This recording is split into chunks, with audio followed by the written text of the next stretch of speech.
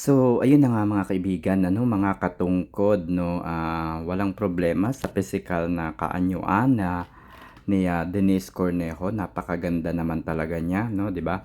At syempre, hindi rin kumbaga, nakatago sa publiko sa mga Pilipino yung kasalukuyang nangyayari sa pagitan nila, no, ng aktor na si Bong Navarro. Ayan. So, na nakadikit din sa kanya ang Cedric Lee, ayan, no, na isa sa pinaka kumbaga maimpluwensyang tao dito sa Pilipinas na lamang, no.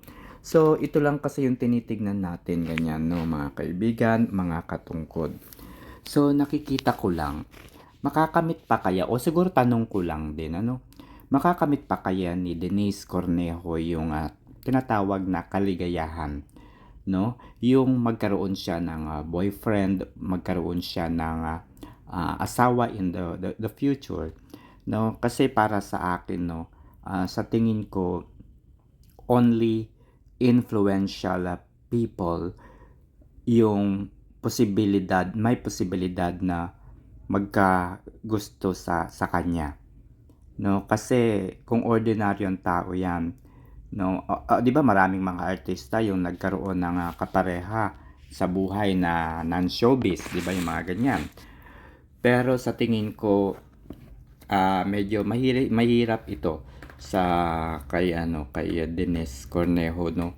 Kasi sa mga nangyayari, so kahit siguro anong ganda niya, kung ang makikita sa kanyang panloob na katauhan ay yung kanyang influensya, yung kanyang, kumbaga, yung makikita yung nangyari sa kanila ni Bong Navarro, no, baka siguro matakot yung mga kalalakihan na magpakita sa kanya ng pagkagusto, yan. So, ewan ko lang. So, kasi I don't want to comment on the issue na kinakaharap nila.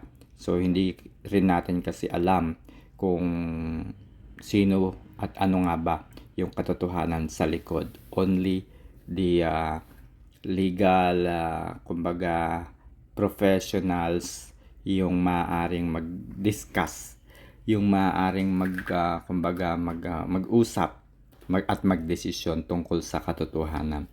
Okay, so nasa pagalingan na lamang din yan ng mga abogado nila, no. Pero yun, tinitignan ko lang, napaka-influential na tao ni Denise Cornejo, and medyo para sa akin, medyo mahihirapan siyang makahanap ng kanyang partner in her life.